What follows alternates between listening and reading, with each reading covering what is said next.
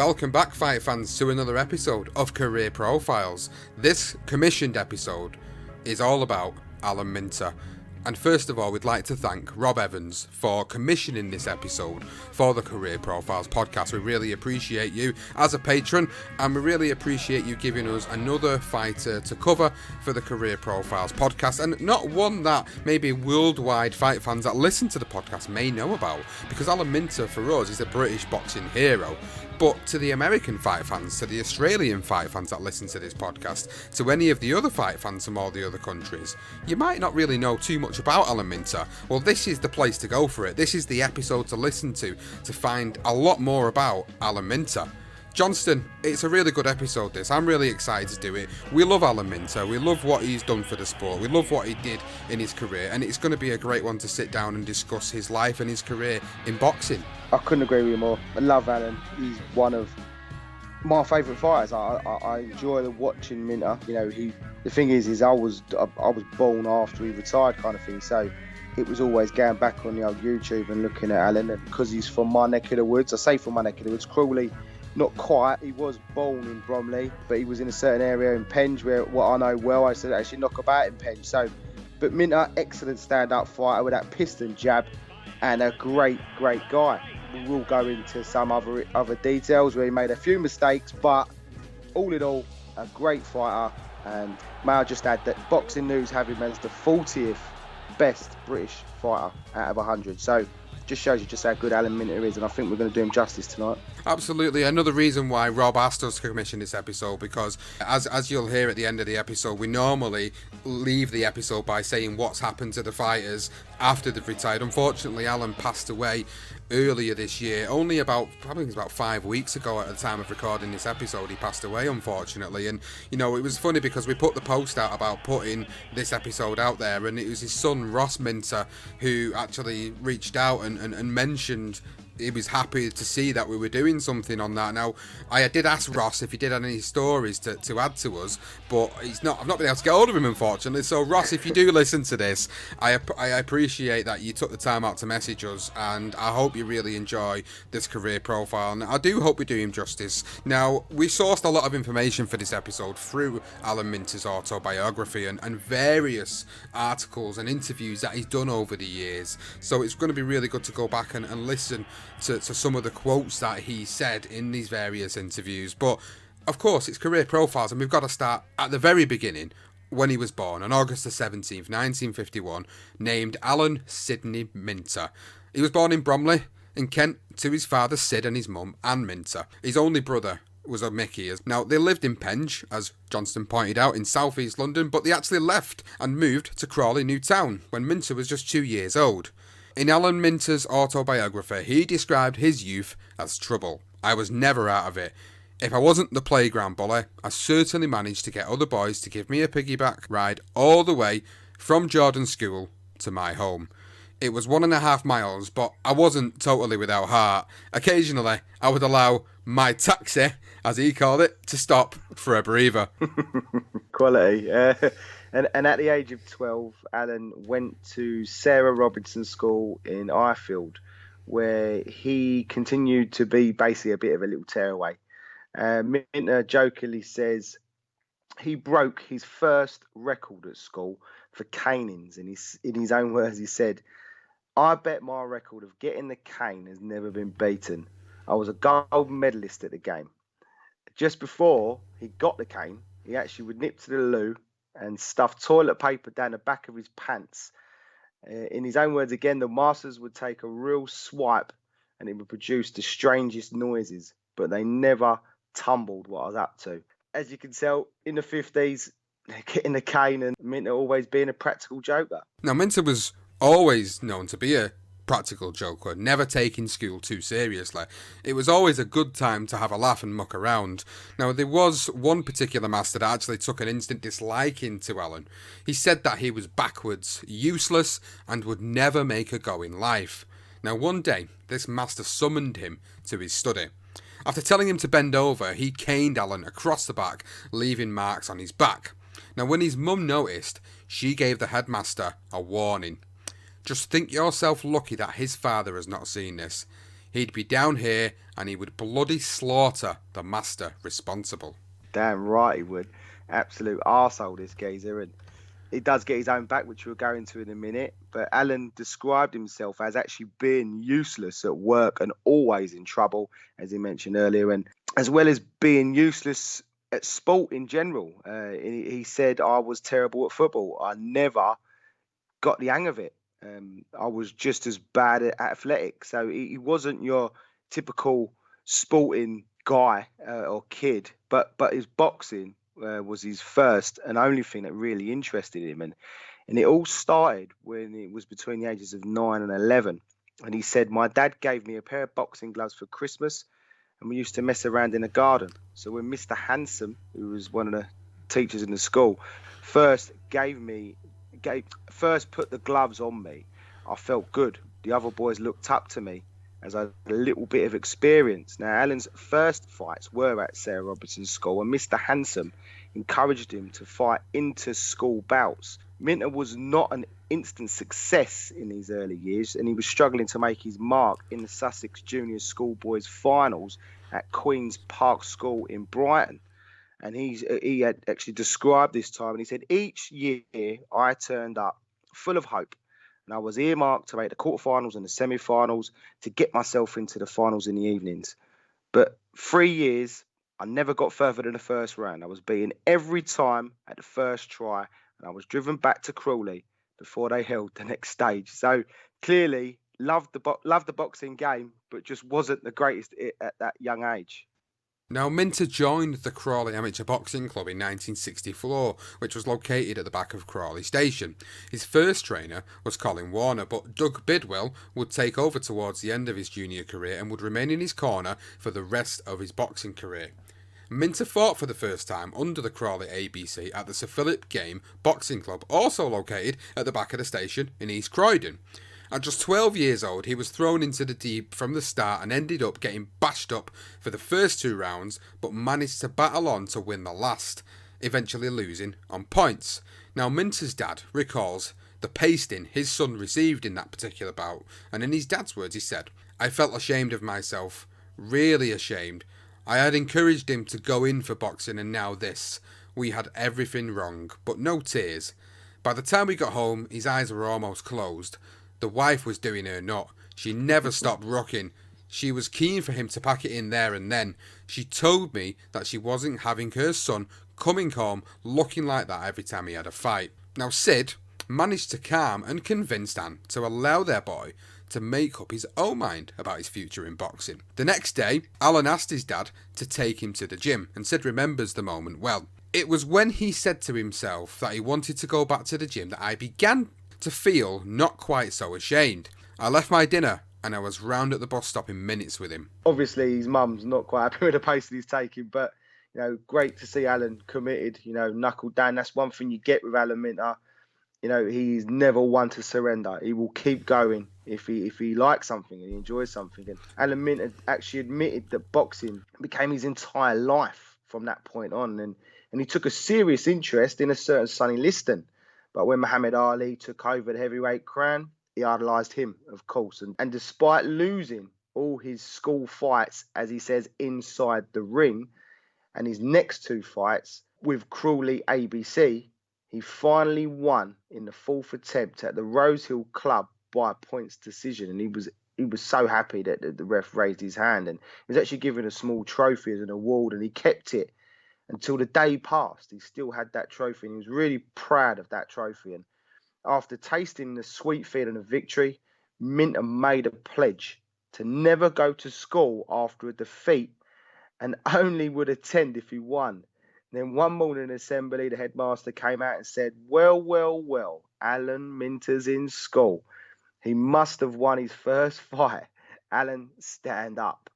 So Minter, he was known for he was awkward and he was unspectacular southpaw. As I say, he had that stand-up style, but it took him some time to fulfill his potential and his promise. And he recalled his first victory when he was speaking with Ian Probert of Boxing News in an article he wrote. And he said, winning my 4th fight against a kid who wasn't bad released something in my body. I wanted to win more, and that was it. Now, by 1965, and with Doug now in full charge of his training, they targeted the Great British Schoolboy Championships.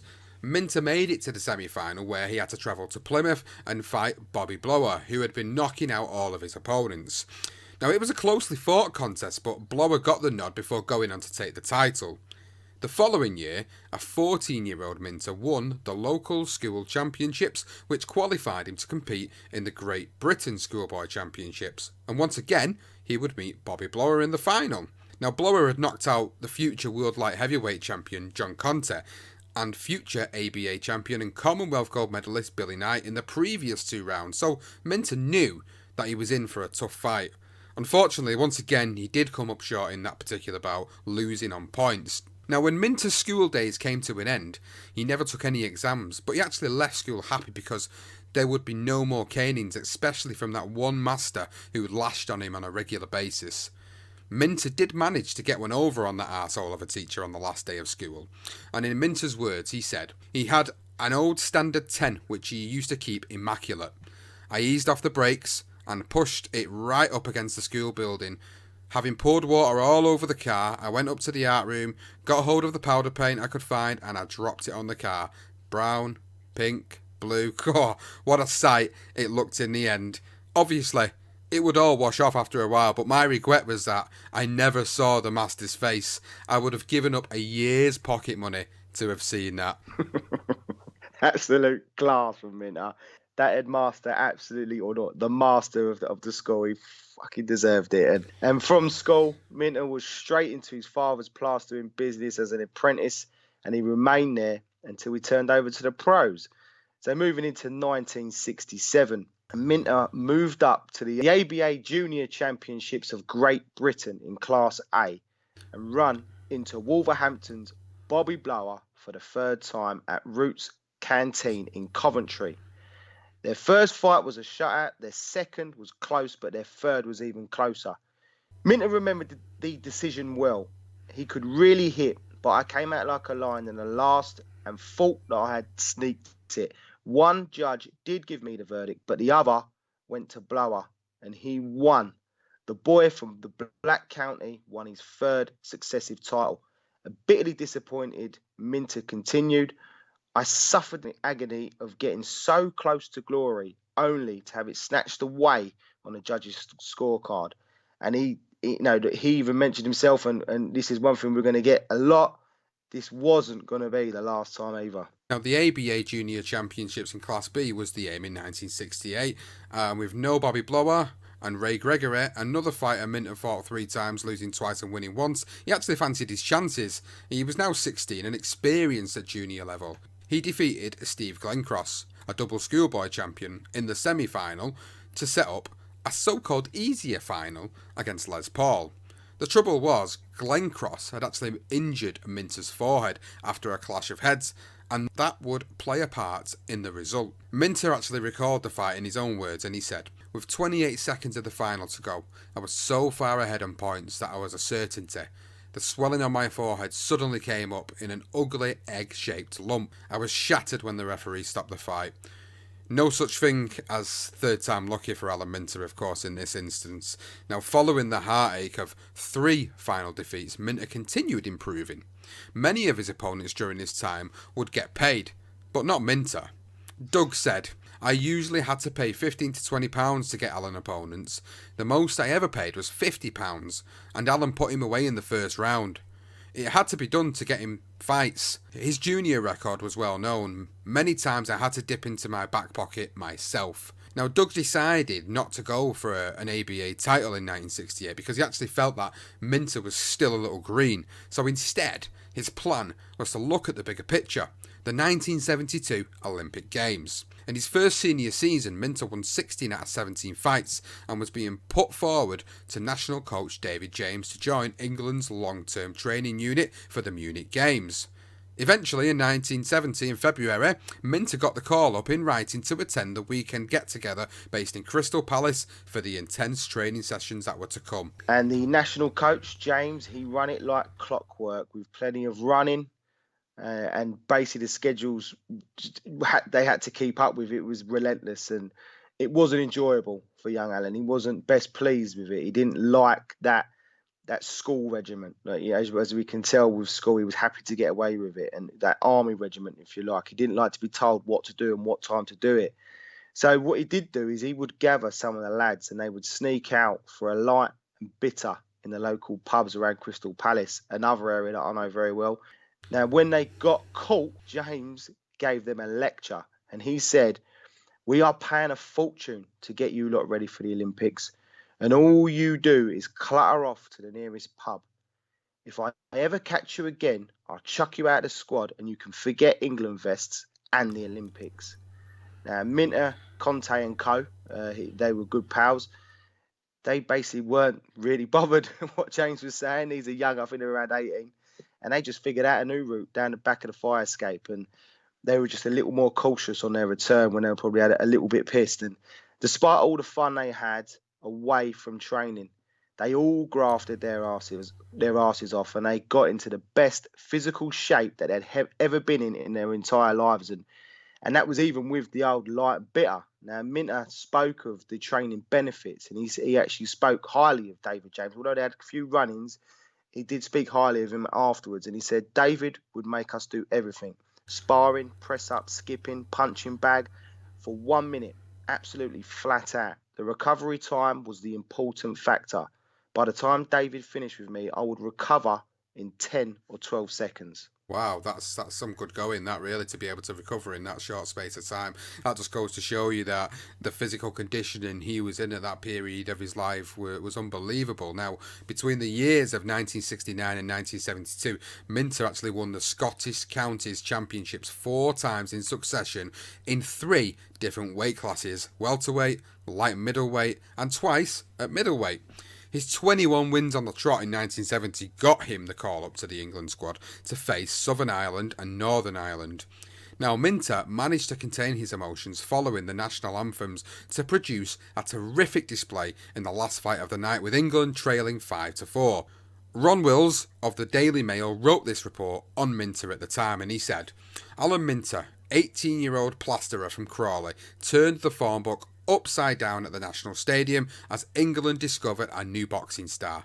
Minter outclassed, outboxed and outpointed the experienced Willie the Iron Man Cullen to silence a capacity crowd and snatch a 5-5 draw for England. Then Minter travelled up to Belfast and he won a unanimous decision against Tony Rogers to put England 5-4 up. Graham Morton won the last fight for England, meaning England took the honours 6-4. Minter boxed 30 times for England, winning 26, although officially the record books say 25. Minter actually rebuffed one particular loss, saying it was rubbish. "I cheat a little and I refuse to accept one verdict." Yeah, by the sounds of it, again, something you get a lot with Minter is some of these verdicts. It tended to be when he fought away, and this is in the country, not necessarily in another country. Even if he was out of London, he went up north. He would feel like he won fights, but whoever was the home fighter would get the nod. Something we've discussed many a time, Sean, and not just in England, in America as well. And now Minter had 2 main targets left before he would turn over to the pros, and that was to win an ABA title, senior ABA title that is, and make the Team GB squad for the 1972 Munich Olympics. Now, while competing for the right to make the plane, Minter faced his good friend Kevin Finnegan in a light middleweight contest during the ABA finals at Wembley in front of 6,000 people. That was his highest attendance he fought at to this point. Now, it was a close encounter, as we will discuss in his pro career. Minter beat his rival by unanimous decision. Another opponent he would face in the pros was Polish-born and Eastleigh Boxing Club's Jan Magninares, a late replacement before Minter travelled to Holland to represent England.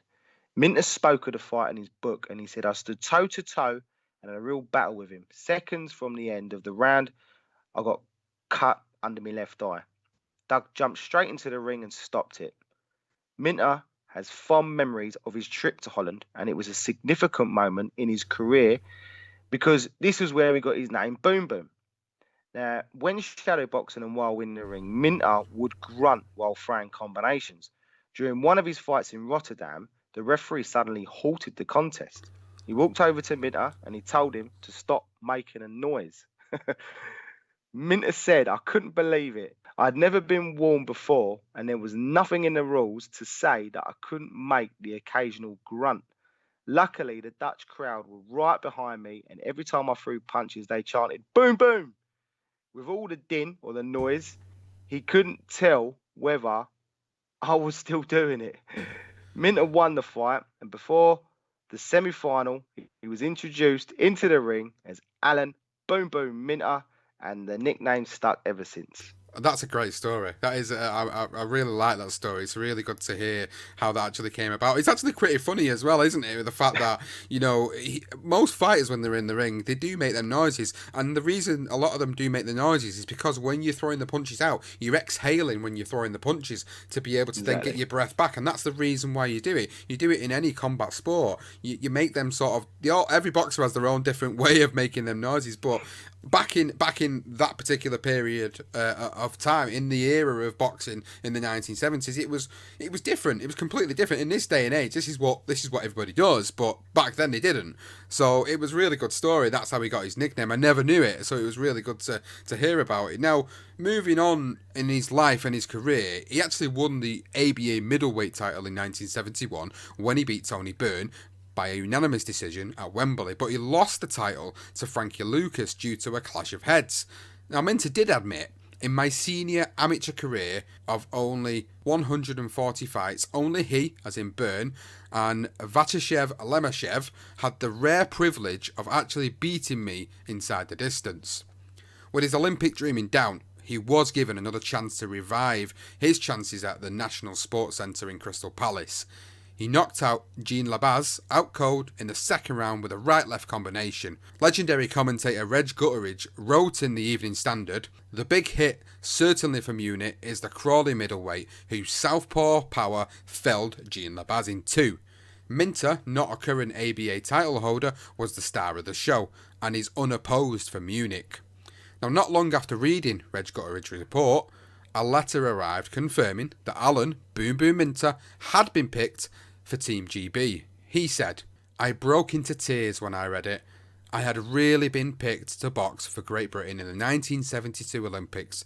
My dreams had come true." Minter had just turned 21 years old 2 days before the Olympics were officially due to start. So at this point in time, he is going to the Olympics at the age of 21, and he's looking to go and make a statement. He certainly was, and Minter actually received a bye in the opening round before knocking out Reggie Ford in the second round of the last 32. And the Sun's Colin Hart wrote, "Wham! Britain's Alan Minter hit an Olympic rival so hard in the Munich ring that he lifted him clean off of his feet.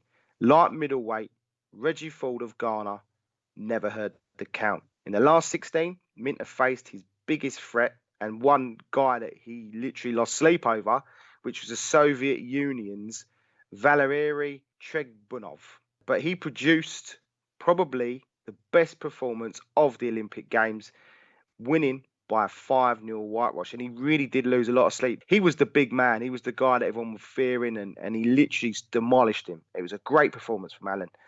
Next was the quarterfinal, and it was against the stocky Algerian Lucif Hamani. And he won the decision that in that round 4-1, and it basically assured him a medal. Then in the semi-final, the opponent was the West German southpaw Dieter Kotscher, but it was heartbreak as the home favourite took one of the most contentious decisions of the games. Two judges voted Minter 59-58 and 59-57. Two for Kotscher, 57-59 and 58-59, with the fifth judge having it even at 59-59, but he gave the advantage to the German. The result received mixed reception even amongst the pro-German crowd, and they were booing away. And Minter actually spoke of the decision after, and he said, "I lost a very bad decision." He was born in Munich, lived in Munich. He never won the fight, and he got the decision, and he went on to win the gold medal. And the British tabloids made their feelings known when Colin Hart, writing for The Sun at the time, said Alan Minter was on the wrong end of a disgusting points decision. The Sun's headline wrote, "It's an awful injustice, and the Daily Mirror headline read, Minter robbed. Germany knows it. Well, that's not a surprise, is it? You go over to Germany as an away fighter, and you normally get robbed, as we've seen over the most recent years. Now, following the heartache of the Olympics, Minter recalled, "I knew when I left Munich that my amateur days were over. I would never box again in a ring with an England vest on. Now, it was to be fighting for money." So Minter signed his contract on a Saturday afternoon for the Border Control in front of millions, live on ITV's World of Sport, which was a popular programme back in that particular era. After snubbing a certain promoter Jack Solomons, Minter then signed for the trio of Mike Barrett, Mickey Duff and Harry Levine, who guided the tough southpaw to 11 wins on the bounce. Alan Minter made his professional debut on October the 31st, 1972, at the famous Royal Albert Hall in London against Maurice Thomas, who was 15-16-4 on the undercard of stablemate John H. Stracey against Bobby Arthur, who contested the vacant British welterweight title. In the Ring magazine February 1973 edition, they wrote about that fight, and they said, "There was a lot of interest in the debut of the Olympic light middleweight bronze medalist Alan Minter from Crawley, who impressed in stopping the normally durable Maurice Thomas in the sixth. Southpaw Minter gave a confident, relaxed display against an experienced opponent, snapping in with quick right jabs, with Thomas too slow to counter. In the sixth, a left hook to the chin put Thomas down for 9, and referee Mike Jacobs halted matters as the Antiguan boxer got to his feet." Now, 3 more knockout victories rounded off 1972 quite nicely for Alan Minter, and it set him up for a long, topsy-turvy 12 months where he fought 12 times. You know, I believe, if I remember rightly, I think it's about 300 or 350 quid he got for that victory. And I think it was like a £3,000 contract for, I think it was the next 4 or 6 fights. Something like that. It wasn't a bad deal for him. He was quite happy with it. And so 3 fights in January began at the Piccadilly Hotel in Manchester, when Minter knocked out Mike McCluskey, who was 11-7-1 in 5 rounds. A week later, he outpointed Pat Dwyer, who was 34-9-2. That's a great record, at the Royal Albert Hall. And then 2 weeks later, he stopped Pat Brogan, who was 8-6-2 in 7 rounds at York Hall. Minter's next 4 fights were all in London. 2 knockout wins were sandwiched between 2 points victories from February to May 1973, giving him a record of 11-0, with 8 coming inside the distance. Now, it all seemed to begin rosy, hunky-dory, nice and smoothly for Minter until June 1973, back again at the Royal Albert Hall, when Minter lost for the first time in his 12th professional fight on cuts, having been ahead on the scorecards against a guy called Don McMillan, who was 28-17-5. The October 1973 issue of International Boxing wrote, "Britain's Alan Minter suffered his first loss in 12 pro bouts when he was stopped with a cut eye in the 8th round of his bout with Glasgow's Don McMillan. It was an unfortunate setback for Minter, as he seemed to have the bout well under control when cut." And then basically Minter recalled the fight, and he said, "I was just seconds away from winning the most one-sided fight of my pro career so far. Yet it was McMillan who won. What a sickener. I was furious when Harry Gibbs stopped the fight." Now, this was the beginning of a run of bad form for Alan Minter, in which he won 3 and lost 4, all on dreaded cuts. Now, 3 months after his first loss, Minter picked up 2 wins to go 13-1 with 9 knockouts before running into adversity in the shape of the undefeated Jan Magazarares, who was 7-0-1 from Eastleigh in Hampshire. Ahead on the scorecards, referee again Harry Gibbs stopped the fight in the 3rd round due to a severely cut right eye. 2 months later, and back at the Royal Albert Hall, they faced off again. This time, the fight went into a 6th round, but it was the same outcome. Another cut opened up, and Doug pulled him out of the fight this time, and Minter was gutted, and he said, "I had won every round, and I'd put Magzarares on the deck 3 times. He just caught me with one on the eye, and that was that." After a promising start to 1973, Minter ended the year with a career record of 13-3 and 9 knockouts. Sidney Hulls of the Daily Express once wrote, "Minter has had more cuts than the electricity board." It's a great quote. Sydney, love it. Absolutely love that. Brilliant stuff. 13 and 3, 9 knockouts. Today, you can imagine what the old Twitter warriors would be like. He ain't nothing. He ain't shit. 3 fights, to be fair. All of them on cuts. It's just one of them things, unfortunately. Sometimes you just have that bristle skin. And in 1974, kicked off with a win, but another loss followed. And this was against a guy called Ricky Ortiz, who was 24, 22 and 2. And again, due to a cut on the left eyebrow in the second round that left Harry Gibbs, once again, with no option but to stop the fight. And then Minter joked about his persistent cuts. He said, "It began to drive me bleeding mad, literally. I couldn't even spar in the gym and start to sweat without putting my glove up to my face to check whether the old claret was flowing or not. I was becoming an Henry Cooper Mark II." We've done Henry Cooper and he was very susceptible to cuts. And so after 5 months out of the ring and at a crossroads, Minter sought advice from the best doctors available to see if they could provide advice or a solution that could help prevent the persistent cuts during his fights that were threatening to basically derail his boxing career. And in 2017, 3 years ago, Minter actually recalled this difficult time with Anson Ramright of the Ring magazine. And he said, "I went to Harley Street and had my eyes and skin examined, and there was nothing wrong. They said, 'You're getting cut because you're getting hit.' It come to me when I was in sparring. I'd hold my hands up high, move from the waist, and don't get involved. When you get hit, don't rush in and try to get your own back. Take your time." And by doing that, he said it worked. Now, Minter did actually use a hypnosis as well from a guy called Dr. Sidney Gould to help ease with his fears of being cut. And he was pleasantly surprised with the outcome. And he actually said, "Did it work? You bet it did. Dr. Gould never charged me a penny, but it made all the difference to my career. After the 3 sessions with him, I only lost 2 out of 25 fights, which we will go into, and these included real bloodbaths for the British and European titles. And that was, of course, before he won the World Championship, which, again, we will go into." Minter did make a return to the ring for a rubber match against, again, his opponent, Jan Magdizares, who was now 10-2-1 and an eliminator for the British Boxing Border Control British Middleweight Title. Minter's new tactic, and mentally was still in its early development, which was probably the reason why both boxers were abruptly booted out of the ring after referee Harry Gibbs grew tired of the apparent lack of action on display, declaring the fight a no contest. Minter actually felt humiliated by this, and he said, "It was the worst night of my life. I wish he hadn't bothered. It was a disaster."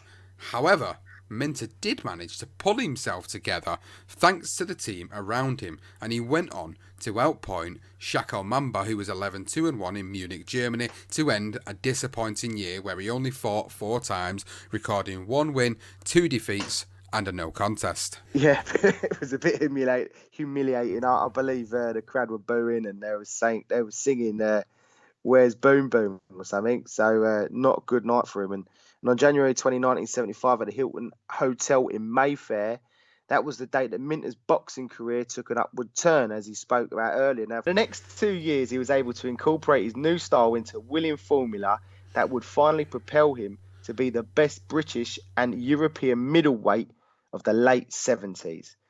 That night in Mayfair, Minter knocked out the Scottish Henry Cooper 10-2-1 in the first round before outpointing Tony Allen, who was 6-2 in the same venue a month later. His next fight was a very close encounter with a guy called Larry Paul, who was 16-1-1, and after 10 rounds of back and forth action, referee Harry Humphreys scored the fight to Minter by just half a point, which was 98.5 to 98. That's just devastatingly close. And again, Boxing News actually put this as they did put this as his worst performance in his whole career. It was a dreadful night again. And it was this victory that set up the first encounter of a terrific and very close domestic trilogy, and one we could probably do with our legendary night, Sean, to be fair, against a guy called Kevin Finnegan. If you don't know Kevin Finnegan, he's the brother of Chris. He actually had a record of 24-3 at the time, and they fought on November 11, 1975 at the Empire Pool in Wembley for the British title, vacated by another good fighter in Bunny Sterling. Now, the two were familiar with one another as they fought in the amateurs and were sparring partners as well. Kevin had plenty of experience against lefties, as he would often spar with his brilliant brother, as I mentioned, Chris. Now, it was a hard-fought fight, and it could have gone either way, but Minter's pace and fitness earned him the narrowest of verdicts. The whole trilogy between these two is an absolute bloodbath, and if you don't know anything about them, I'd advise you to go and look at them. Now, the editor-in-chief reporter at the time was Graham Houston, and he wrote, "Those who thought Finnegan would win considered that Kevin's staying power could prove decisive. He has come through 3 15-round fights. Minter had never been further than 10 rounds. Houston had Finnegan winning by 6-5 with 4 even, but wrote that Minter outpunched Finnegan in the last 2 grueling rounds. Houston's conclusion was, inevitably, there was dissent after a fierce 15-round fight that could have gone either way. It was the sort of fight and booing that was not expected when Sid Nathan lifted Minter's arms at the finish. Now, referee Sid Nathan scored the fight 7-6 in favour of Minter with 2 even, and in doing so he actually crowned Alan Minter as the new British middleweight champion. Highlights of that controversial but very close decision actually can be viewed on YouTube, and as Johnson rightly pointed out, go in and give it a watch. Watch the trilogy of these fights. It is certainly something I think we should do for our Legendary Nights podcast, and something we will come back to at a later day. But for fight fans, if you're interested in seeing a bloodbath between these two, Finnegan and Minter, go and check it out on YouTube. Now, Minter then moves on, and he then knocked out his old amateur foe, Trevor Francis, who was 17-7-6 in 8 rounds, to kickstart 1976 with a bang at the Royal Albert Hall. In April, Minter made his first defence of the British title against another old amateur rival, Billy Knight, who was now 14-1, in ruthless fashion. Knight was knocked down 3 times before the fight was eventually stopped by the referee Sid Nathan in the second round. The following month, Minter then took a trip to Munich in Germany, where he claimed the bronze medal 4 years earlier, going on to knock out Frank Reich, who was 25-6-3 in 8 rounds. Now, with only 1 win away from capturing the Lonsdale belt outright, attentions turned back to his old friend and rival, Kevin Finnegan, who was now 27-3. Again, it was another close fight between these two, but Minter actually edged it. It did all hang in the balance of the last round, but Minter managed to get that victory and go 2-0 up against Kevin Finnegan. Mickey Duff said, "A third fight will be worth a fortune. I thought the fight was a draw. They must meet again. I'd love to promote the fight." Of course, any promoter would, of course, use them words when seeing 2 guys completely going at it in very close fights. Now, Minter was his usual respectful self when it came to his mate Finnegan, and he said, "That was Finnegan at his very best. Sometimes I felt I was fighting for my life. I knew it was close." Finnegan, on the other hand, actually thought he won the fight, and he said, "I was the governor, and he knows it. I thought I won the first fight. I know I won this one." Again, I mean, they are very close. They are, especially from what I've gathered in for the 14 rounds, it was very close. I believe Minter actually went back to his corner in the 14th round and said to Doug, "Did I win?" And Doug said, "You've got to fight another round yet, Alan." And that was when he was like, "Oh my God, I've got another round, another 3 minutes of this." It was a tough, grueling fight for Alan. And you know, they were good pals. They were always good friends. Obviously, in the ring, they gelled and they created great fights. And it was on to the Empire Pool in Wembley in London on November 9, 1976, and Minter stopped the New Orleans contender, Tony Licata, who was 53-4-3 in the 6th round. Now, the Associated Press actually reported on his fight, and they said British middleweight champion Alan Minter scored perhaps the most impressive victory of his career when he stopped Tony of New Orleans after 1 minute and 30 seconds of the 6th round on Tuesday night. The referee intervened after Licata hit the deck 3 times. He had only been beaten 4 times in 6 previous fights and went 10 rounds with the world middleweight champion Carlos Monzon 16 months ago. Terrific left hand, and he's got him in all sorts of trouble. Trapped, he couldn't get away, and he could hardly go down because the ropes were holding him up. And he's got up fairly quickly again, and Wally Tom's letting him come on. And here's Minter's chance, because Licata is gone, he's gone. And Wally Tom is stopping it in the 6th round. And that is the worst defeat Licata's ever suffered in 61 professional fights. Monzon stopped him in 10. Jean Mateo knocked him out in 8. Alan Minter has stopped him in 6. Minter was aggressive from the start and had Licata down in the 2nd and 3rd rounds before finishing him off in the 6th. And Licata's manager, Lou Visucci, was full of praise of Minter, and he said Minter boxed beautifully tonight. He hits pretty good, and he's got that turned out style. There aren't too many in the middleweight division who'd beat him. A month later, Minter stopped the 1972 Olympic gold medalist Sugar Ray Seales, who was 31-2-1, in a fight that appeared to be slipping away from him due to a large lump on his head and cuts sustained to his nose and right eye. Now, the United Press wrote about this fight, and they said Alan Minter scored a surprise victory over the world-rated American Sugar Ray Seales Tuesday night when the referee stopped the fight in the 5th round at London's Royal Albert Hall. Minter appeared beaten until he produced a tremendous right hand to floor Seales halfway through the 5th round. The Briton followed up the knockdown as soon as Seales rose, firing punches at him from all angles. Referee Roland Dakin decided the American was in trouble and he halted the fight after 2 minutes and 14 seconds of the 5th round of their scheduled 10-round bout. Seales was of course pissed with the stoppage by saying, "That was the first time I've ever been knocked down, let alone stopped." Minter had to visit the hospital after this particular fight to have that swelling in his forehead drained, and he said, "The left hand I got him with was so fast I didn't even realise I tagged him with it." Great shot from Minter, and another impressive victory against Sugar Ray Seales, a respected fighter in the day. And following that impressive victory in 1976, Minter began the new year with a shot at the EBU European Middleweight title against Germano Valsecchi, who was 45-1 before a sellout crowd of 10,000 at the Palais Sport di San Siro in Milan.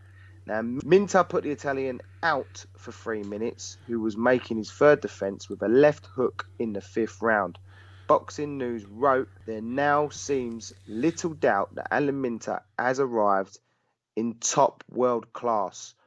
Valsecchi agreed, saying Minter is a fighter with a will of iron. He is relentless.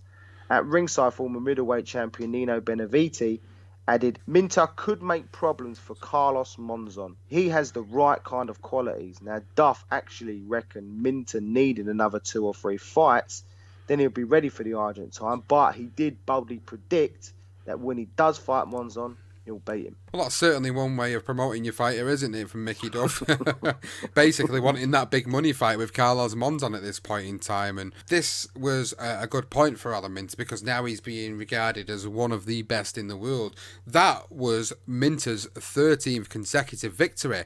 But 2 months later, the soft tissue problems would rear its ugly head once again against the American Ronnie Harris, who was 20-1, and he was back at the Royal Albert Hall, slowing that progression that he was on so much in April of 1977. Now, the EBU title was not up for grabs, which was the only silver lining. San Mateo Times actually described the action and said Ron Harris, 1968 US Olympic Games lightweight champion, pounded Britain's European middleweight titleist Alan Minter's face into a bloody pulp until the referee Sid Nathan halted the onslaught in the 8th round of a scheduled 10-round contest. Now, Minter was cut over the left eye and he was bleeding from the mouth when the bout was stopped, and Minter actually reflected on this fight in his own words and he said, "He was the slipperiest fighter I've ever met." Minter explained of Harris, "Every time I hit him with a good punch, he'd duck low or he'd grab me. His punches were aggravating rather than hard. I thought I was in front. I was choked when the fight was stopped." Now, 3 days later, Harris was diagnosed with a fractured jaw. So clearly the punches that were being landed from Alan Minter were having some effect. But again, these soft tissue issues were just rearing their ugly head once more. They really were, and he just had problems with them. What do you do, really? There's not much you can do, and he's tried different techniques, and he even said himself this was a grueling fight, so he wasn't that too much depressed about the situation kind of thing. He felt like, it's a grueling fight, it was going to happen in a way. He recovered, and Minter was back in the ring within 3 months, beating the still functional former great Emil Griffiths, who was 85-23-2 in Monte Carlo, in support of the Carlos Monzon and Rodrigo Valdez fight, who actually contested for the middleweight title. So obviously Mickey Duff sticking him on the same bill in hope that he could get the Monzon fight. Obviously that defeat, before that against Harris, obviously derailed that a little bit, but sticking him on the undercard, it was going to help. Minter knocked Griffin down in the 5th with a left hook on the side of the head on his way to a 10-round unanimous decision. And he spoke of the fight to Anson Ramright, and he said Griffin had seen better days. He was on his way out. To fight and be in the ring with one of the greatest middleweights the world has ever seen and to beat him on points, it was an education. You're fighting someone who was unbelievable. He was on his way out, but he still gave me a hard fight. You look at his record, it was phenomenal. It was. Emil Griffith was one of the best middleweight fighters of all time. He's regarded as one of the best pound-for-pound fighters of all time as well. So that just goes to show you, although he was on the slide at the point Alan Minter got him, it was a valuable experience for Minter on that particular night. And of course, it would put him in good stead for what was to come in the not-too-distant future. Now, he made his first defence of the EBU European Middleweight title back at the venue. He took the crown at the Palasport di San Siro in Milan against the Frenchman Gratian Tonner, who was 42-5, but it was not the same ending. The Associated Press wrote, Tonner captured the European middleweight title Wednesday night when defending champion Alan Minter of Britain suffered a severe cut on the forehead in the 6th round.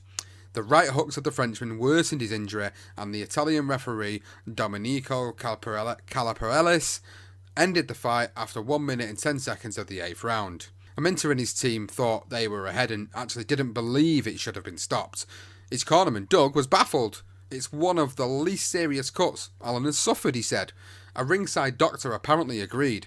Following the bout, the EBU ordered Tonner to give Minter a rematch, but he refused, which resulted in him being stripped of his title. Now, once again, Alan Minter's cuts came into play, but as they say, this was one particular night where it wasn't as bad as some of them previous nights that he's had, and the fact that Tonner and his team didn't want to give him an honorary rematch was a bit shitty of them to do that at the time, of course, but he got his just desserts, really, didn't he? Because he got stripped of the title. Yeah, absolutely, and he deserved. Obviously, the EBU would have been watching. They probably felt that he deserved it. It shouldn't have been stopped. Funny thing is that the Associated Press actually said it was severe, and then you got Doug saying it wasn't, and doctors agreeing with him. But Minter did dust himself off, and he got back to winning ways when he actually edged past his old foe again in the rubber match against Kevin Finnegan, who was now 31-5.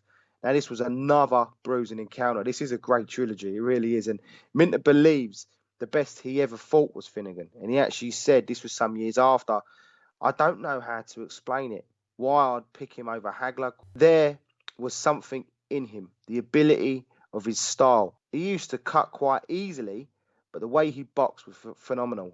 Again, that is well known. Kevin Finnegan did get cut easy. This is their 3rd fight, so I can mention it now that Kevin does go on to fight Marvin Hagler, and he got beat on cuts. I believe it was around the 6th round. So both guys, that's why they're always bloody just a slugfest, because they both go at it. They're not really one to step back, and they cut easy.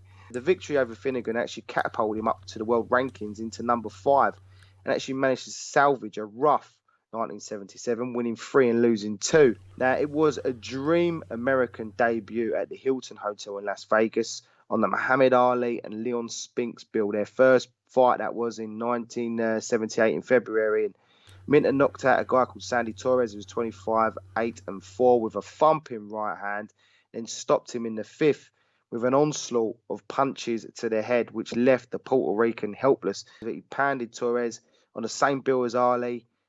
You couldn't get any much better than that for Minter. Great win for him, and his debut as well. Magnificent for him. Top 5 in the world. He's looking great. Things were looking great for him at this point, but tragedy did strike in Alan Minter's boxing career. On July the 19th, 1978, he took on a fighter by the name of Angelo Jacopucci, who was 33-2. Now, he beat Jacopucci in 12 rounds, but unfortunately, Jacopucci lost his life 2 days after the bout, suffering a brain hemorrhage. Minter actually posed for the pictures in the ring afterwards with Jacopucci, who stayed in the ring to acknowledge his fans, even after being defeated, and the New York Times reported on the case that followed. A court found a doctor guilty today of second-degree manslaughter in having failed to take proper action after a boxing match that led to the death of one of the fighters. Angelo Jacopucci. The doctor Ezio Pimpinelli was given a suspended sentence of 8 months in jail and was ordered to pay $14,000 in damages to Jacopucci's widow. The 1978 bout matched Jacopucci, an Italian, against Alan Minter of Britain for the European Middleweight Championship. Jacopucci was knocked out in the 12th round, fainted during a party several hours later, and was hospitalised. He then lapsed into a coma and underwent 2 brain operations and died 2 days later after the bout. So that's a really dark time in the boxing career of Alan Minter, probably if not the darkest. I mean, that surely would have had to have been one of the darkest days of his boxing career, knowing that risk that you take being a fighter. As fans, everybody forgets that at the end of the day, it only takes one punch to actually kill a man. One punch in the right place could kill a man, and unfortunately, 12 rounds of sustained beating that Jacopucci took off Alan Minter in that particular fight, and the fact that he was failed to be checked over correctly after that led to him passing away, which is really sad, really, really sad, and must have been a dark day for Alan Minter. Absolutely, and the fact that the doctor actually got done for second-degree manslaughter after he failed to take proper action is crazy. I mean, the fact that he went to a party, he was posing in the ring with Minter. I mean, Minter was clearly, he was devastated, but I know from reading the book myself that he was really down about it. You know, the last thing you want to be doing is have this situation where someone dies in the ring. He was happy with the victory, and then 2 days later as well, it's almost like, you're on a bit of a high, and that brings you down again. And I believe that's what happened with Minter. He did get back in the ring, and he actually avenged his fight. So this was that Jacopucci fight was in July. So he fought in November 1978. And he beat the Gretchen Toner again. He got a chance against him. He finally managed to fight him. I think Jacopucci, that Jacopucci fight as well was obviously for the European title, which I don't think we've mentioned there. But it was put on the line because Toner wouldn't fight Minter. When they stripped him, they put the Jacopucci and Minter fight as for the vacated title. So Minter was now the European champion.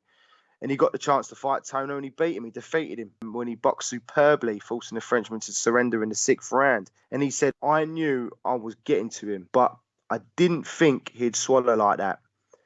He'd been trying to nut me, and I was getting in some fantastic shots, but every time I thought I had him, he was still standing there.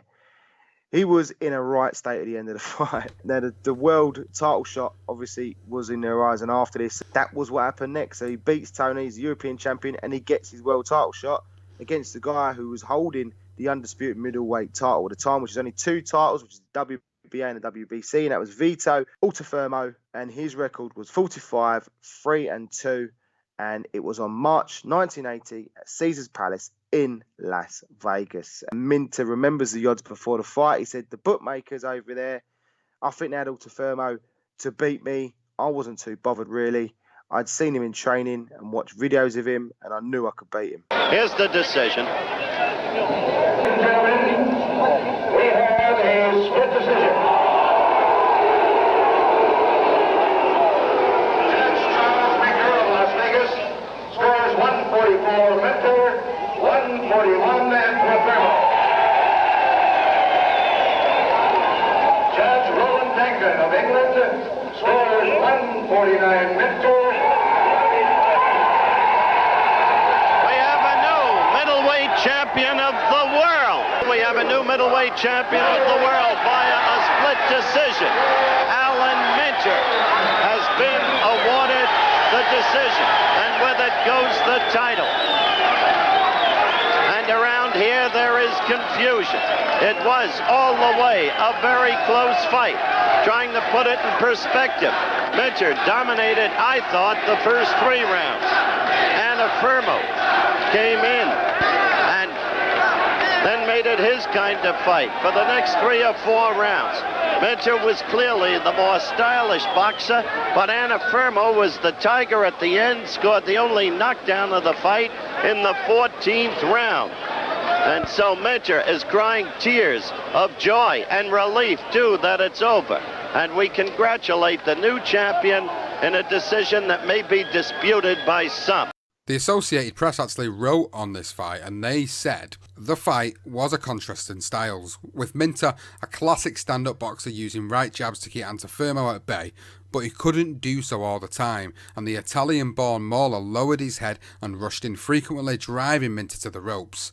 The two fighters, both known as heavy bleeders, suffered cuts over their eyes, but the bout was remarkably free of blood. Antifermo put the left-handed Minter down in the 14th with a right to the body, but Minter scrambled quickly to his feet. Minter was given an 8 count, although he claimed he had been pushed. Minter, aided by a lopsided score by the British judge Roland Dakin, scored the fight 149 to 137, actually took the title from Antifermo by a split decision. Judge Charles Minker of Las Vegas scored it 144-141 for Minter, while Judge Ladislao Sanchez of Venezuela scored it 145 to 143 for Antifermo. The Associated Press also had it 145-143 to Antifermo. Now, an informal poll of 17 writers actually covered the fight. They scored it 10 for Antifermo and 5 for Minter, with 2 of them scoring it a draw. So the general consensus was that Antifermo had actually won the fight, but Alan Minter won the world titles that particular night by beating Vito Antifermo. It's a really good tale. It's one that I really enjoyed writing about quite recently. I did an article on it for ESPRboxing.com, and I really enjoyed going back to really look into the depths of this. Actually, it's a very close fight. It's one that I think you should go and take a look at and really sort of make a decision as to how close was this fight really. That lopsided decision, it is a lopsided decision. I will admit that was way, the scorecard was wrong. It was wrong. It was a lot closer. The right scorecard was the 144-141 for Minter. That, for me, was the right scorecard. But I'd love you, as the listener, go back and watch that, because I'd like to see what you would score this particular fight. It was a really close fight. Now, of course, Vito Antifermo at this point loses his world titles, and not going to be happy, is he? And he said, "I thought for sure I won. I wasn't wrong. Your judge was wrong. They should suspend both of these judges."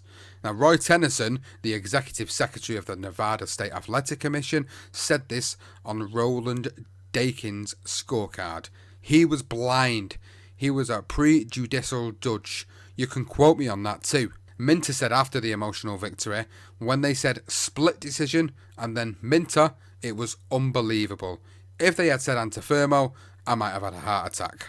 Now, the Hall of Fame boxing writer Harry Mullen wrote, "The world middleweight title belongs at last to Britain's Alan Minter, and the disappointment and heartbreak he has endured over the long years of waiting to make this triumph all the sweeter." Now, the rematch with Antifermo did actually happen on June the 28th, 1980 at the Empire Pool in Wembley, and Minter's southpaw left cut Vito to pieces in the return, forcing Vito's corner to retire him in the 8th round.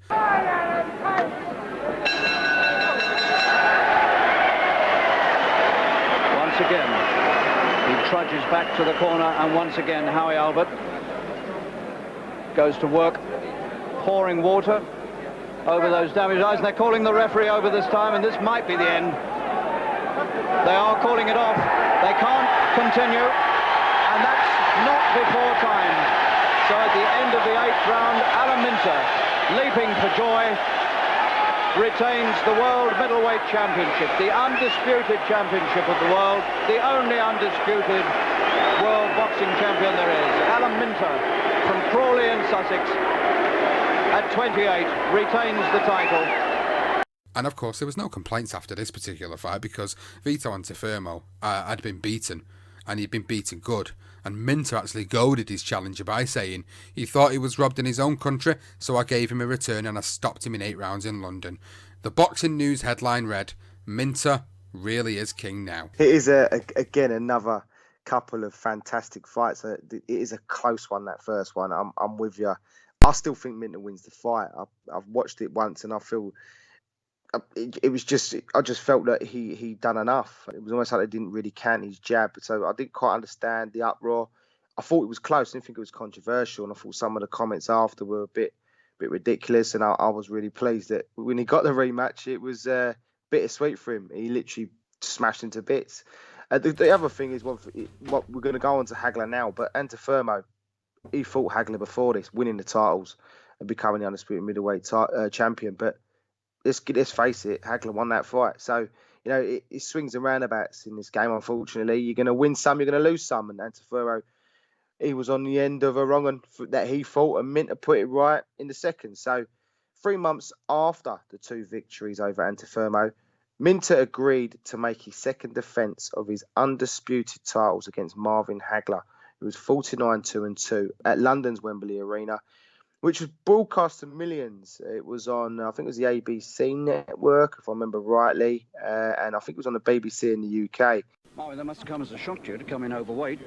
Well, not really. I weighed myself in this morning and I was 160.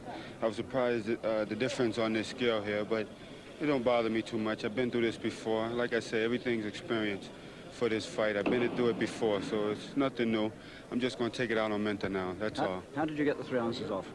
Oh, well, that's my secret. That's a fighter's secret, and you don't want to reveal that. Have you enjoyed your training in this country while you've been here? So far, it's been very nice. The people that I met have been very good. Now all I want to do is destroy and destruct this man. You know, take my championship belt, which I believe is mine, and come tonight, I'm going to do that. Do you regard Alan Minter as the toughest man you've ever met? Well, I fought better. I'm quite sure. I fought a lot better opponents. I'll see which category he fits in when I step in the ring with him tonight. Okay, we look forward to a good fight. Thank you very much. Thank you. And you've weighed in successfully. Marvin Hagler's having a few problems. What do you make of that? Is he? Well, he couldn't have been too careful. You know, I know there's a lot of difference between in America and this being pounds and stones and that. But I think he's just slipped up. He's trained hard for the fight. He's just slipped up on the scales. He's only got to get 3 ounces off. That's all. Yeah. Have you ever been in that problem for a title fight? Never ever. No, never ever. We've been admiring the natty Union Jack underpants. Is that traditional wear when you come in for a big fight? Yeah. When I first won the title in Las Vegas, I wore them then. I wore them when I fought Andy Firm at Wembley, then I'm wearing them again this time. They're not the same ones. They're all different. And you're happy with the way your training's gone? Yeah, fantastic. I feel nice and well. I'll be glad when it's all over, Eric. Got a few days' growth of beard there. How many days has that been growing? Does it suit me? Hey, it looks very smart. 3 days. Do you do that every time in a big fight? Every time. It makes me feel like an animal, dirty and, you know. Yeah, Hagler might be saying the same thing. Yeah, very likely. Anyway, good luck, Alan, and hope it goes well. Thank you. This fight was a big fight. It was a massive fight, undisputed, and Hagler deserved his chance. He had been around for too long to not get his chance, and Minter was the man who gave him the chance. So, got to give the guy credit for that. Now, with the fight just days away and caught up in the pressure and the hype, the fight took a racial turn when the slight betting favourite Minter uttered the words, "No black man is going to take my title." Minter did say that he was actually misquoted and actually said that black man and not no black man, but it created a storm and it didn't really pan out well as we were going to the fight. Now, when informed of Minter's racial slur, Hagler turned to his manager, Goody Petrelli, and he actually said, "I'm going to hurt that man." And with Hagler still reeling over the outcome of the Antifermo fight, as I mentioned earlier, which he got robbed of, he said, "This time I'm bringing my own judges," which was 2 fists. Now, on the night of the fight, the 12,000 sellout crowd gave a thunderous rendition of God Save the Queen, and you can see this. I mean, there is even a bit of build-up with the weigh-in as well. This is all on YouTube. But with the beer flowing freely and the predominantly white crowd basically allowed the alcohol to take over and their nationalism, which was around at the time, and it all set in, and you know, you could see some of the faces of some of these guys, they were not in a good state, and it was difficult surroundings for Hagler. I know we've got a Minter thing, but you know, Hagler again just proved how great he was, and he produced a brilliant performance with a unique blend of ferociousness and sublime skill to stop Minter in only 3 rounds, who had actually suffered facial damage. The worst one was a gash over his left eye, which Hagler opened in the first round, which resulted in Minter needing 15 stitches. Minter's corner had no complaints, but when the fight was stopped, the referee Carlos Barraco, the crowd basically went mental. Beers, cans, bottles rained into the ring, and the fighters and officials were basically forced to flee the ring. Hagler and his team had to be escorted by police back to his dressing room, and the championship belt wasn't never given to him either. It wasn't until he got back into America because of the riot, which forced officials to cancel the presentation. Hagler basically was not fazed. He said, "The violence didn't really bother me. Your cops looked after me." So it was considering what the Antifermo fight brought, great crowd behind Minter, fantastic performance, you know, defends his title, and then this happens with Hagler. It all stemmed from obviously the racial segment and the crowd getting tanked up, and it didn't help. But it's not a great viewing. It really isn't. Yeah, you go on YouTube. If you haven't seen it, go and have a look at it. We've discussed this before, Sean, but an interesting moment at the time, wasn't it? It is an interesting moment in the time. It's one that's looked back on in many different ways, and I think when we look back on it from Marvin Hagler's career profile that we did earlier on this year, we looked at it from obviously the Hagler perspective. Now we're doing Alan Minter's career. We're looking at it from the Minter perspective now, and I think we discussed in the Hagler episode that maybe there were people at the time around him. It might not have been, but we had this sort of, I think we had this suspicion that maybe someone had maybe said something to him. Maybe it was Mickey Duff. Maybe someone had said, say something specific or put a bit of a word in his ear, or that there was obviously journalists misquoting things as well, which didn't help. And obviously in the UK at the time, we mentioned that football hooliganism was absolutely rife at the moment. Anyone that was involved in football at the time knew how bad things were. The riots, it was always racial as well. It was never anything other than racial, and this was what was causing an uproar in this particular fight. A load of tanked up white men had way too much to drink, see a black guy come over here from America and topple the champion in 3 short rounds. And of course, because all that was going on around at the time outside of it and the political aspects of things, of course it was going to turn into a riot. And I felt sorry for Minter because obviously his quote was taken completely out of context and misquoted, and I felt sorry for Hagler because he never got the crowning moment as the world champion. That should have been the best night of his boxing career. Probably turned out to be one of the worst nights of his boxing career. So it is quite an intriguing moment in the career of Alan Minter. Now, the British Boxing Board of Control promised an inquiry, and the British Minister of Sport denounced the incident as a disgrace. The British promoter Mickey Duff apologised to Hagler, and he basically apologised for everyone in the country. But he apologised on behalf of the idiots of the country. Now, Sports Illustrated reported much of the ugliness at Wembley could be laid directly at the feet of Minter for his racial slur. He claimed to have been angered by Hagler's alleged refusal to shake hands as the two were introduced in the ring in Las Vegas last November, when Hagler fought a controversial draw with the then champion Vito Antuofermo. Kevin Finnegan said that he had gotten the same treatment from Hagler at their fight, when Hagler apparently said, "I don't touch white flesh." Hagler rebuffed Finnegan's comments by telling the British press and reporters that his non-handshaking was not racial, saying, "I never shake hands with a fighter I might meet in the ring one day."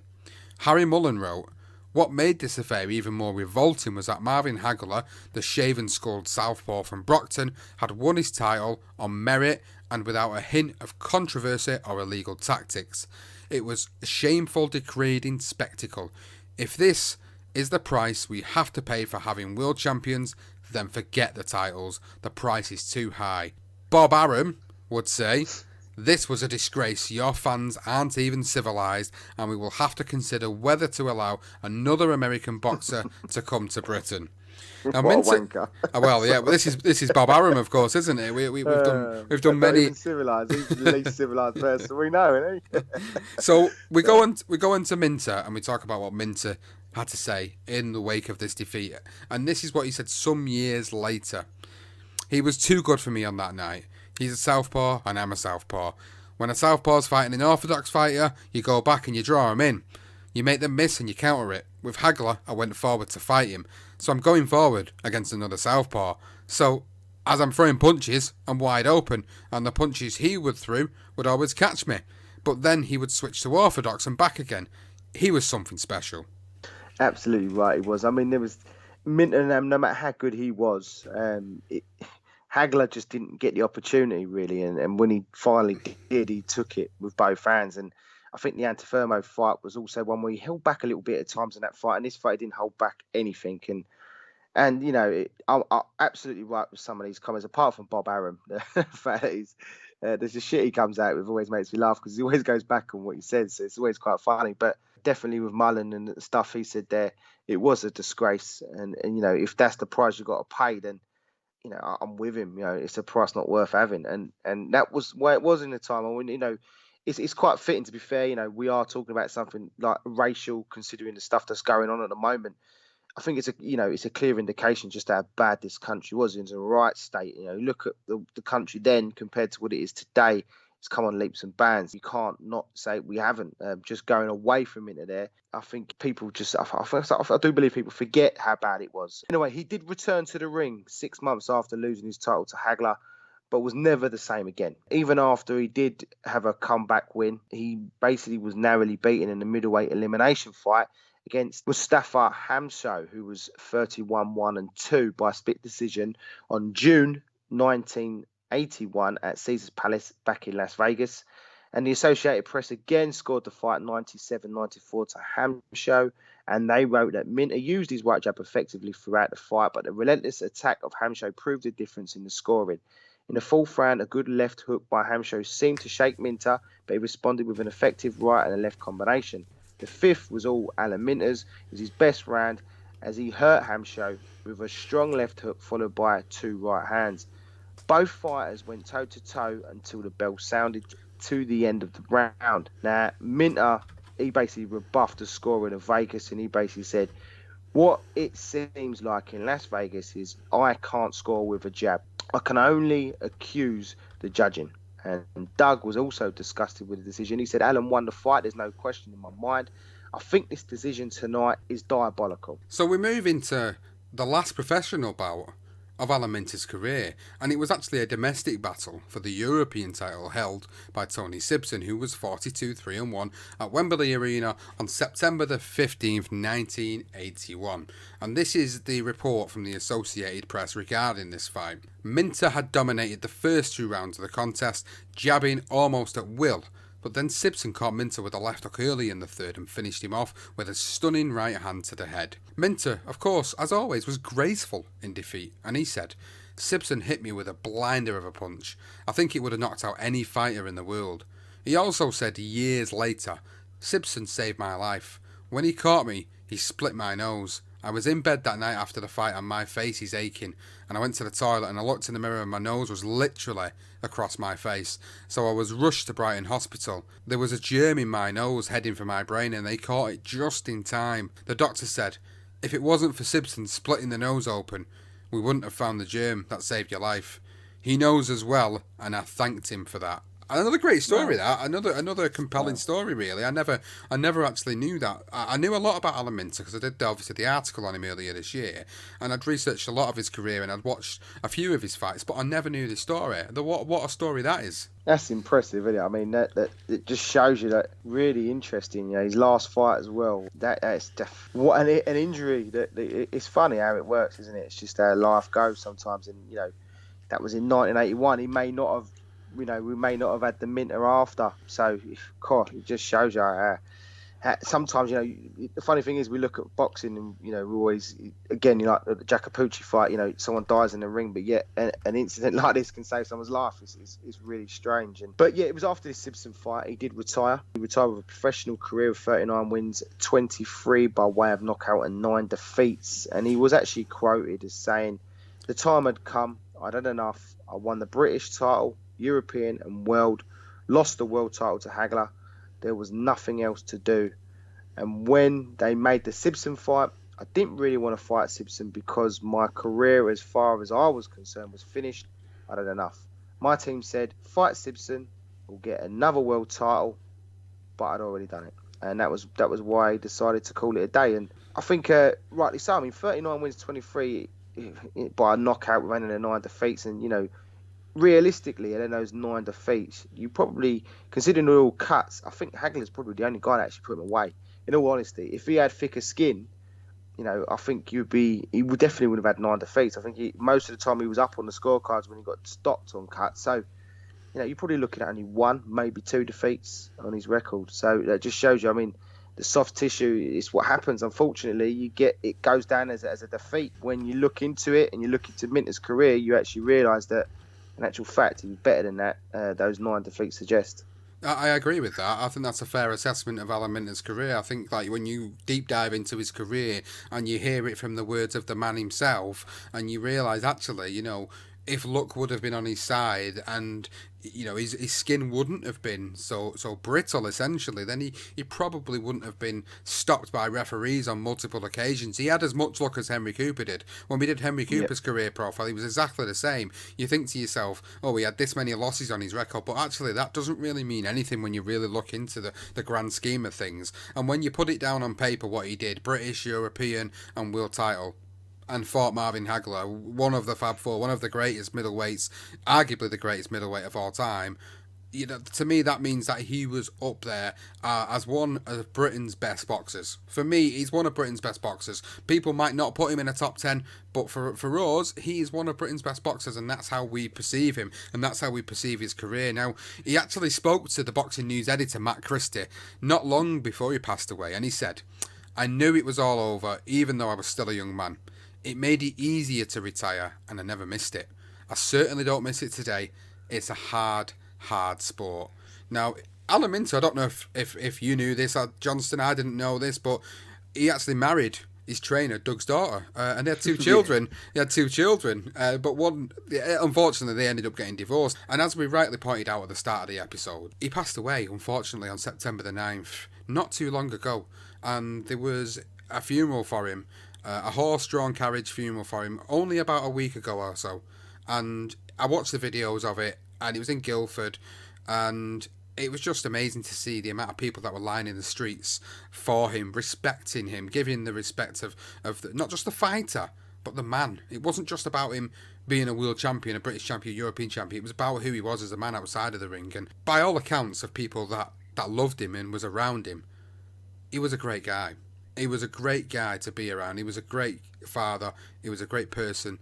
And it was so nice to hear all the touching stories that came out after his passing. It's a shame that people, you know, are quick to come out when somebody does pass away and provide these types of great touching tributes. And we've got a couple of them here. Now, Frank Bruno paid tribute to Minter on Twitter by writing, "I would ask people to look at the old footage of him fighting. A sad day for British boxing. R.I.P. Boom Boom." Ricky Hatton said, "Our boxing family has lost one of our own in Alan Minter. You'll always be a British boxing legend and a gentleman. My love and very best wishes go to Ross and the whole Minter family at this time." And of course, as we said at the start of the episode, Johnson, you know, we did get in touch with Ross.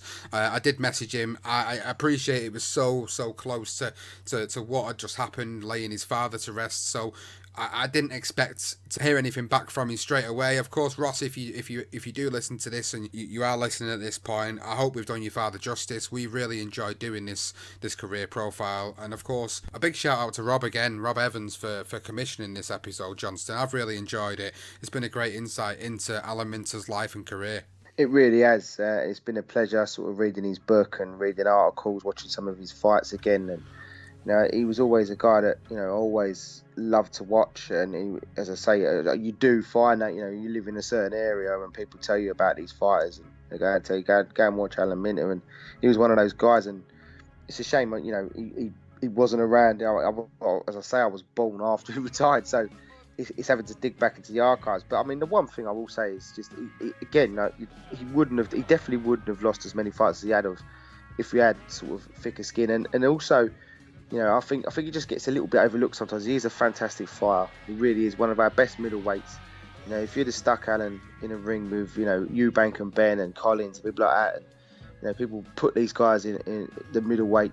It's a lovely weight, and it was just unfortunate that, you know, he was on the back end of Monzon as well. You know, you think about that, he was being touted to fight Monzon, and then he's fighting Hagler. So he was right in between the pair of them. He could have potentially fought both of them. He was in that era where it could have happened, and obviously Mickey Duff looking at it as well. But Alan Minter, what a great guy. I mean, the one thing as well, I think for me, his best performance has got to be the Vito and Fermo fight. I think the second one's probably the best one because he actually demolishes him and he goes him after. He's quite happy after all the sort of the confusion. But I think the first one is probably his biggest night. To do it in his own backyard. You know, he had around 1,000 fans that travelled from England to go and see him. You know what we're like. You know, that must have been fantastic for them fans that went out to Vegas to watch him win. To go to in your group, you know, it's great. And with when you get to somewhere, I've never done it. I mean, it would be fantastic. Could you imagine being one of those 1,000 fans that went to go and watch him and beat Vito in that night in Vegas? I mean, it must have been mental. I wouldn't be surprised. I mean, he did like his light and bitter, so I wouldn't be surprised if he was knocking around with those 1,000 fans after as well, having a few beers.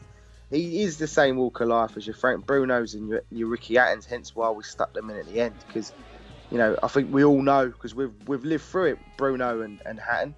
Unfortunately, we just have to live off what we see on the videos and what people tell us.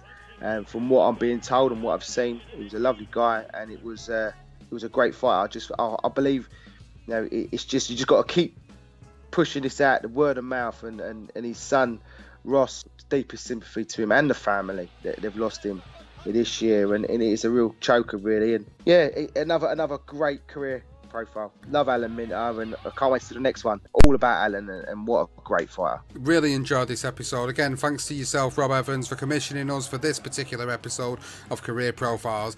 If you've all enjoyed listening to it, please go and let us know on Twitter at career_profiles, and on Facebook, the BTR Boxing Podcast Network Facebook page. If you've not checked out our Patreon page, please go and do it. www.patreon.com/BTR Boxing Podcast. If you become a patron of the podcast, you will get many benefits of it, which could involve commissioning an episode just like Rob, and you can also get a shout out on social media and on the podcast, and you can also get early access to episodes. We know how much we love getting some of these episodes so soon before everybody else gets them. If you want that, please go and check out the tiers and Patreon. Whatever you can put towards helping support the podcast network would be absolutely amazing, and we totally and thoroughly, as always, appreciate it. Thank you very much, fight fans, for listening to this episode on the career of Alan Boom Boom Minter.